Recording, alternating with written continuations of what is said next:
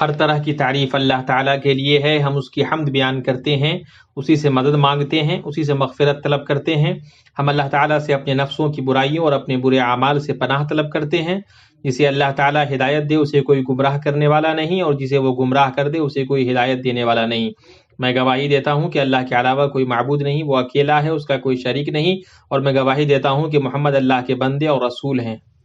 اے ایمان والو، اللہ تعالیٰ سے اتنا ڈرو جتنا اس سے ڈرنا چاہیے، اور دیکھو مرتے دم تک مسلمان ہی رہنا۔ اے لوگو، اپنے پروردگار سے ڈرو جس نے تمہیں ایک جان سے پیدا کیا اور اسی سے اس کی بیوی کو پیدا کر کے ان دونوں سے بہت سے مرد اور عورتیں پھیلا دیں۔ اس اللہ سے ڈرو جس کے نام پر ایک دوسرے کو مانگتے ہو، اور رشتے ناطے توڑنے سے بھی بچو، بے شک اللہ تعالیٰ تم پر نگہبان ہے۔ اے ایمان والو، اللہ تعالیٰ سے ڈرو اور سیدھی سیدھی سچی باتیں کیا کرو، تاکہ اللہ تعالیٰ تمہارے کام سنوار دے اور تمہارے گناہ معاف فرما دے۔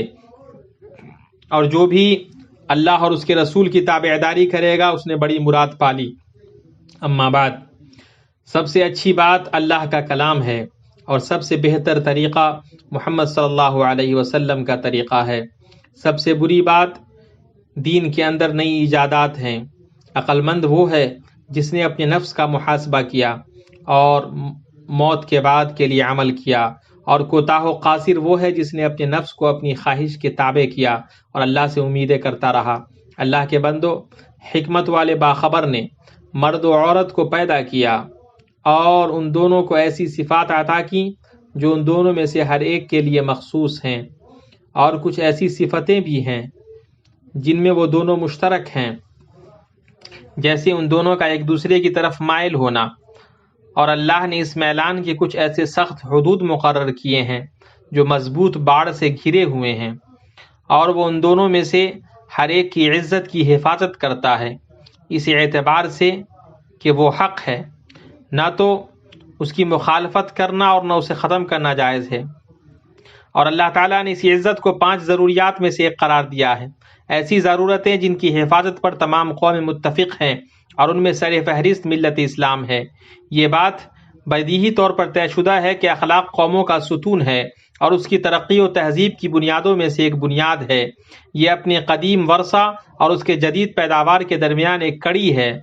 اخلاق کو کھوکھلا کرنے والی یا اس کی صفائی کو گدلا کرنے والی جب کوئی چیز افراد میں در آتی ہے تب وہ ان کی ترقی کو مؤخر کرتی ہے، مقدم نہیں، انہیں متفرق کرتی ہیں، یکجا نہیں، اس لیے کہ اس مادی ترقی کی کوئی قیمت نہیں ہے جو روحانی مضبوطی اور اخلاقی مدافعت سے خالی ہو۔ خاص طور سے اس کا تعلق جب لوگوں کی عزتوں اور ان کے شرف و کرامت سے ہو۔ آج معاشرے کی حقیقت کو غور سے دیکھنے والا زندگی کی مصیبتوں اور سماجی تقاضوں کے درمیان جاری کشمکش کے بیچ ایک ایسی پریشان کن صورتحال دیکھتا ہے جس نے اس کے بیچ کم یا زیادہ خیمہ ڈال دیا ہے۔ یہ ایک ایسی مقدر کرنے والی صورتحال اور بگاڑ والی آفت ہے جس نے علم و تربیت اور حقوق کے حامل افراد کے ذہنوں کو الجھایا ہوا ہے، امن و انصاف کے ماہرین کی ہمتوں کو بھی متنفر کیا ہوا ہے، اور بہت سے معاشرے میں میڈیا اور سوشل میڈیا کے وسائل کو سرگرم کیا ہوا ہے۔ بئی طور کے بعض ہنگامہ کر رہے ہیں، بعض سبب بیان کر رہے ہیں، اور بعض اس کا حل بیان کر رہے ہیں۔ یہ صورتحال سنجیدہ توجہ اور گہرے اہتمام کی مستحق ہے تاکہ اس پر قابو پایا جا سکے، اس کی بھٹی میں گرنے اور اس کے برے انجام سے بچا جا سکے۔ یہ عزتوں کے ساتھ چھیڑخانی کی صورتحال ہے، اور تمہیں کیا معلوم کہ چھیڑخانی کیا ہے؟ چھیڑخانی اللہ کے بندو، یہ مرد یا عورت کا ایک دوسرے پر زیادتی کرنا ہے۔ یہ زیادتی اشارے سے ہو یا پلکوں کے اشارے سے ہو، یا جس کے ساتھ چھیڑخانی ہو رہی ہے اس کے جسم کو گھورنے سے ہو، اس کو چھو کر ہو، یا صراحتاً یا کنایتاً اس کے بارے میں کچھ بول کر ہو، جو ایسے عمل کے ارتکاب کی رغبت پر دلالت کرے جس سے اس کی عزت و شرف پامال ہو، تاکہ زیادتی کرنے والا شخص جس کے ساتھ چھیڑخانی کرتا ہے اس کے ساتھ ایسا کر کے اپنے جذبات اور اپنی خواہشات کو آسودگی فراہم کرے۔ چھیڑخانی چھیڑخانی اس معنی میں ایک بدقینت جرم اور موجودہ عالمی صورتحال ہے۔ معاشرے کی عام اور خاص جگہوں پر تیزی سے اس کے پھیلاؤ کے پیش نظر ہر معاشرہ اس تعلق سے بڑی توجہ دے رہا ہے اور باریک بینی سے اس کا مطالعہ کر رہا ہے تاکہ اس کا مؤثر علاج اور اس کے روک تھام کے طریقہ کار کو تلاش کیا جا سکے۔ حتیٰ کہ بعض معاشروں میں اس نے اپنے پنجوں کو خود چھیڑخانی کرنے والے کے محارم تک پھیلا دیا ہے۔ اللہ ہمیں اور آپ کو اس سے بچائے۔ چھیڑخانی اللہ کے بندو صرف عورتوں کے ساتھ خاص نہیں ہے، گرچہ یہ ان کے ساتھ ہی زیادہ ہوتی ہے، مگر یہ مردوں کے ساتھ بھی ہوتی ہے۔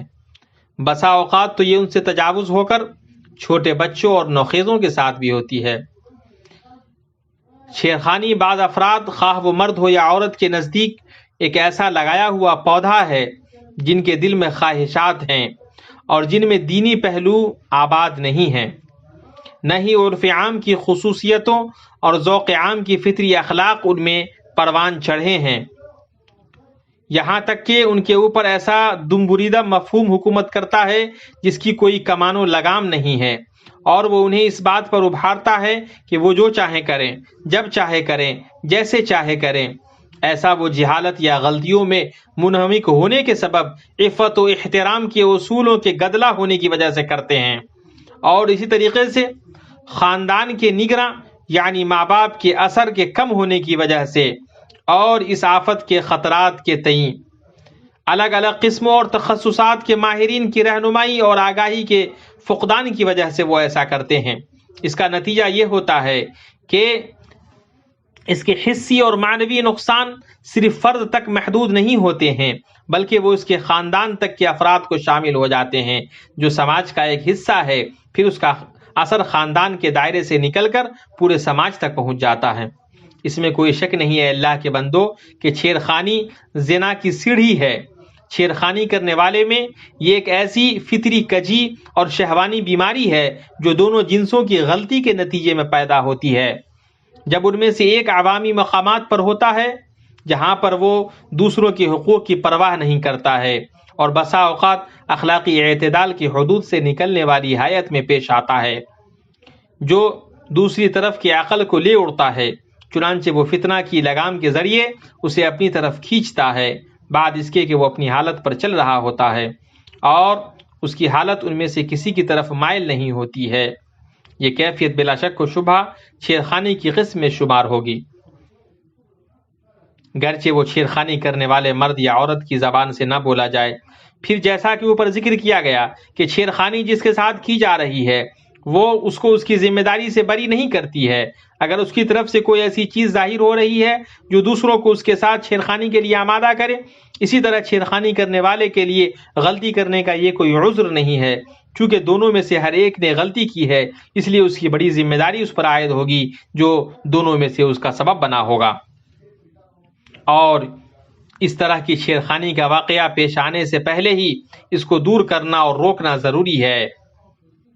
مسلمان کے دین و دنیا اور معاشرے کی سلامتی کے لیے عزت کی حرمت اور عفت کے اثر میں اضافہ کر کے تاکہ کوئی کسی پر ظلم نہ کرے، اسی طریقے سے چھیڑخانی کے واقع ہونے کے بعد اس کے مرتکب کو عبرتناک سزا دے کر روکا جائے اور چھیڑخانی کی علامتوں کو ہلکا نہ سمجھا جائے اور نہ لاپرواہی برتی جائے اس شخص سے جس کے دل میں اپنے اور دوسروں کی عزت جاگوزی ہے۔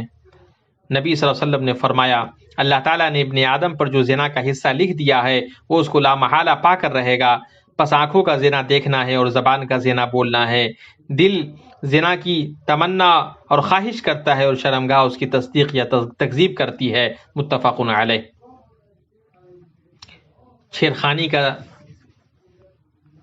چھیڑخانی کا سبب اللہ کے بندو یہ ضروری نہیں ہے کہ فطری خواہش یا جنسی رغبت ہی ہو، بلکہ یہ کبھی بلا اور فتنے کے طور پر نازل ہوتا ہے، اور اس میں کبھی وہ شخص بھی مبتلا ہو جاتا ہے جس کا دل اللہ کے ذکر سے خالی ہو۔ صحیحین میں ہے کہ اہل کوفہ نے عمر بن خطاب سے سعد بن ابی وقاص رضی اللہ عنہ کی شکایت کی تو آپ نے انہیں معزول کر دیا۔ جن لوگوں نے جھوٹے طور پر شکایت کی تھی ان میں ایک آدمی تھا جس کی کنیت ابو سعدہ تھی۔ حضرت سعد رضی اللہ عنہ نے فرمایا کہ اللہ کی قسم میں 3 دعائیں کرتا ہوں، اے اللہ اگر تیرا یہ بندہ جھوٹا ہے اور صرف ریا و نمود کے لیے کھڑا ہوا ہے تو اس کی عمر دراز کر اور اسے خوب محتاج بنا اور اسے فطروں میں مبتلا کر۔ جب وہ عمر دراز ہو گیا اور اس کی بھویں بڑھاپے کی وجہ سے آنکھوں پر آ گئی، لیکن اب بھی راستوں میں وہ لڑکیوں کو چھیڑتا۔ اس کے بعد جب اس سے پوچھا جاتا تو کہتا کہ ایک بوڑھا اور پریشان حال ہوں، مجھے سعد رضی اللہ عنہ کی بد دعا لگ گئی۔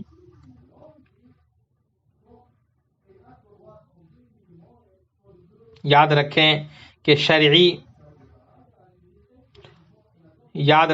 شرعی، عقلی اور حقیقی طور پر چھیڑخانی کے تعلق سے اسلام کے احکام ثابت شدہ ہیں، جس میں وقت کے گزرنے اور جگہ کے تبدیل ہونے سے تغیر و تبدیلی نہیں آتی ہے، کیونکہ اس گھناؤنی عادت کے تعلق سے اسلام کا نظریہ ٹھوس ہے جس میں کوئی لچک نہیں ہے۔ چنانچہ شریعت اسلامیہ چھیڑخانی کو دوسروں کی عزت پر کھلا حملہ تصور کرتی ہے۔ اسی وجہ سے ایسی حرکت کرنے والے پر شریعت نے سزا متعین کی ہے، جو کہ فقہ اور سزاؤں کی کتابوں میں ہمیشہ کے لیے لکھی ہوئی ہیں۔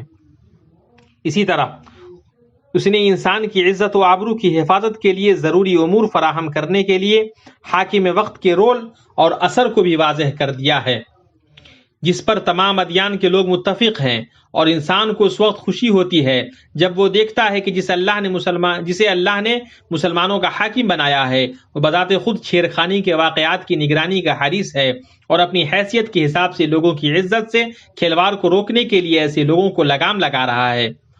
یقیناً روشن شریعت کی عظمت میں سے یہ ہے کہ وہ بندوں کے حقوق کی حفاظت کرتا ہے اور انہیں بلند کر کے واجبات کے درجے میں رکھتا ہے، اس کے لیے ایسے وسائل فراہم کرتا ہے جو اس کی حفاظت کرتا ہے، اور حقوق العباد کو اللہ کے خالص حقوق پر بھی مقدم کرتا ہے، اس لیے کہ شریعت چشم پوشی اور عفو و درگزر کے اصول پر مبنی ہے، برخلاف ایسی حقوق العباد کے جو کہ ایسے جھگڑے اور تنازعوں پر مبنی ہو جس میں چھٹکارا اسی وقت پایا جا سکتا ہے جبکہ صاحب حق معاف کر دے یا وہ اس کا حق ادا کر دے۔ اس لیے کہ ہماری پاکیزہ شریعت میں عزت کی حفاظت کے لیے اوامر نہیں وارد ہوئے ہیں، ان میں سے بعض فرد سے متعلق ہیں، جیسا کہ اللہ تعالیٰ کا فرمان ہے،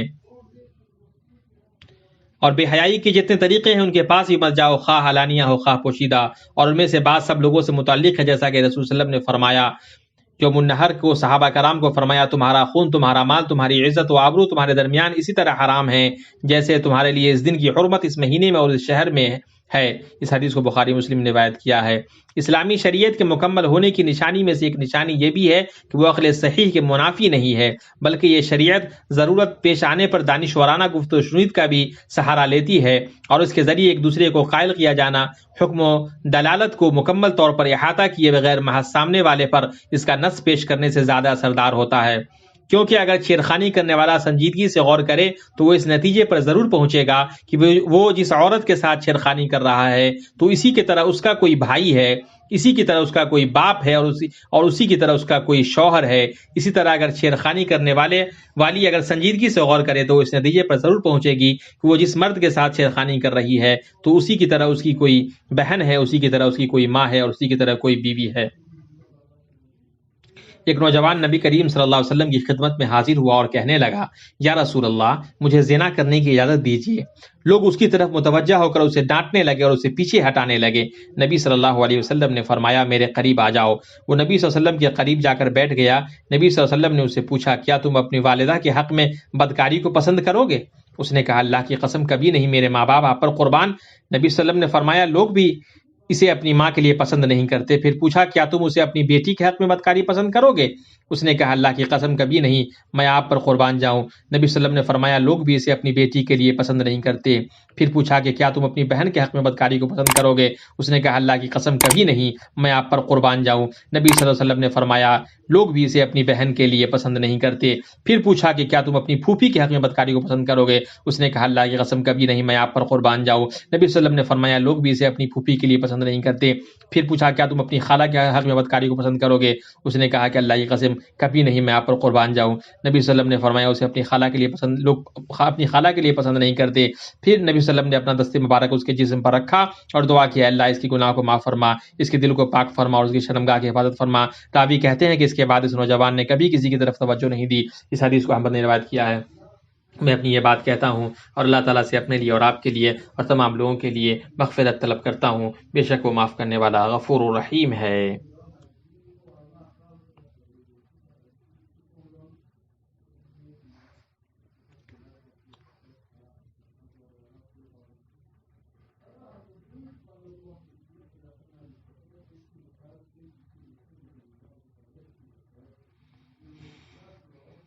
ہر طرح کی تعریف اللہ کے لیے ہے۔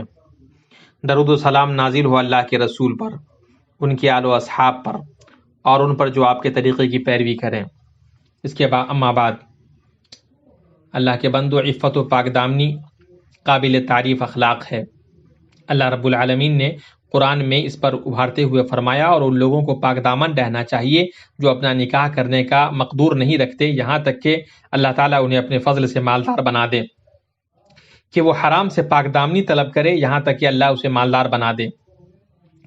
عفت بلند اخلاق ہے، انسان کو اس سے آراستہ ہونا چاہیے۔ ہر وہ شخص جو یہ چاہتا ہے کہ وہ اپنی شہوتوں اور اپنی خواہشوں پر قابو پائے، اسے بے سوچے سمجھے کام کرنے سے باز آنا چاہیے تاکہ انسان ناقابل تعریف انجام میں نہ پڑے، اس لیے کہ عفت پورا کا پورا خیر ہے، یہاں تک کہ شہوت و فطرت سے کنارہ کش ہونے والوں کے لیے بھی، جیسا کہ اللہ تعالیٰ نے فرمایا بڑی بوڑھی عورتیں جنہیں نکاح کی امید اور خواہش ہی نہ رہی ہو، وہ اگر اپنے سر سے کپڑے اتار رکھے تو ان پر کوئی گناہ نہیں، بشرطے کہ وہ اپنا بناؤ سنگھار ظاہر کرنے والیاں نہ ہو، تاہم اگر ان سے بھی احتیاط رکھیں تو ان کے لیے بہت افضل ہے۔ سنو، جس نے بھی اپنے نفس کو چھیڑخانی کے طوفان میں دھکیل دیا ہے، اسے غور کرنا چاہیے کہ اگر موت کا فرشتہ اس کے پاس اس کی روح قبض کرنے کے لیے آئے تو کیا اس وقت اسے خوشی ہوگی کہ اس نے چھیڑخانی کی ہے؟ اگر وہ قبر میں داخل کر دیا جائے اور اسے سوال و جواب کے لیے بٹھایا جائے تو کیا اس وقت اسے خوشی ہوگی کہ اس نے چھیڑخانی کی ہے؟ اسے اس کا نامہ اعمال دیا جائے گا تو اسے نہیں معلوم کہ وہ اپنے دائیں ہاتھ سے نامہ اعمال لے گا یا بائیں ہاتھ سے، تو کیا اس وقت اسے خوشی ہوگی کہ اس نے چھیڑخانی کی؟ جس وقت وہ پل صراط سے گزرنا چاہے گا، وہ نہیں جانتا کہ وہ کامیاب ہوگا یا نہیں، تو کیا اس وقت اسے خوشی ہوگی کہ اس نے چھیڑخانی کی ہے؟ جس وقت ترازو لایا جائے گا اور اس کو بھی لایا جائے گا، وہ نہیں جانتا کہ اس کا وزن کم ہوگا یا زیادہ، تو کیا اس وقت اسے خوشی ہوگی کہ اس نے چھیڑخانی کی؟ جس وقت وہ سوال و جواب کے لیے اللہ تعالیٰ کے سامنے کھڑا ہوگا تو کیا اس وقت اسے خوشی ہوگی کہ اس نے چھیڑخانی کی؟ سنو، ہر مسلمان مرد اور عورت کو چاہیے کہ وہ اللہ سے ڈرے، اللہ کی حدود کو اپنے نفس میں مستحضر رکھے تاکہ وہ اس سے تجاوز نہ کرے۔ بخاری اور مسلم نے عطا بن رواح سے روایت کیا ہے، انہوں نے فرمایا کہ مجھے ابن عباس نے فرمایا کیا میں تمہیں جنت کی ایک عورت نہ دکھا دوں؟ میں نے کہا کیوں نہیں؟ انہوں نے فرمایا یہ سیاہ فام عورت نبی کریم صلی اللہ علیہ وسلم کی خدمت میں آئی تو اس نے عرض کیا مجھے مرگی کا دورہ پڑتا ہے اور اس دوران میں عریاں ہو جاتی ہوں، آپ اللہ تعالیٰ سے میرے لیے دعا فرمائیں۔ آپ نے فرمایا اگر تم چاہو تو صبر کرو، اس کے بدلے میں تمہارے لیے جنت ہے، اور اگر چاہو تو میں اللہ تعالیٰ سے دعا کرتا ہوں کہ وہ تمہیں عافیت دے دے۔ اس نے کہا میں صبر کروں گی۔ پھر اس نے کہا میں دورے کے وقت ننگی ہو جاتی ہوں، لہٰذا آپ اللہ تعالیٰ سے دعا فرمائیں کہ میں ننگی نہ ہوا کروں۔ پس آپ نے اس کے لیے دعا فرمائی۔ اللہ کی قسم وہ کتنی زیادہ عفت والی تھیں کہ صحابیہ رضی اللہ عنہا نے پیارے نبی سے اس وقت اپنی شرمگاہ اور عزت کو لوگوں کے سامنے ظاہر نہ ہونے کا سوال کیا۔ یہ عفت ہے، اس لفظ کا جو معنی ہو سکتا ہے ان سب معنوں میں ان جیسوں کا یہ حق ہے کہ وہ اہل جنت میں سے ہو، سبقت لے جانے والوں کو اس میں سبقت کرنی چاہیے۔ اس لیے ہر مسلمان مرد عورت پر واجب ہے کہ اللہ کے بندوں کہ وہ دونوں ایک دوسرے کی عزت کا احترام کریں اور لوگوں کے اجتماعات میں نظم و ضبط پر مبنی، جس میں عام و خاص کے لیے حقوق مشترک ہوتے ہیں، عوامی ذوق اور دوسرے کے جذبات کا احترام کریں۔ متنبہ رہو، مریض کو صحت مند کے پاس، بستر کو روشنی کے قریب اور ریشم کو چنگاری کے پاس لانے سے۔ مسلمان مردوں سے کہہ دو کہ اپنی نگاہیں نیچی رکھیں اور اپنی شرمگاہوں کی حفاظت کریں، یہی ان کے لیے پاکیزگی ہے۔ لوگ جو کچھ کریں گے اللہ تعالیٰ سب سے خبردار ہے۔ مسلمان عورتوں سے کہہ دو وہ بھی اپنی نگاہیں نیچی رکھیں اور اپنی عصمت میں فرق نہ آنے دیں اور اپنی زینت کو ظاہر نہ کریں سوائے اس کے جو ظاہر ہے۔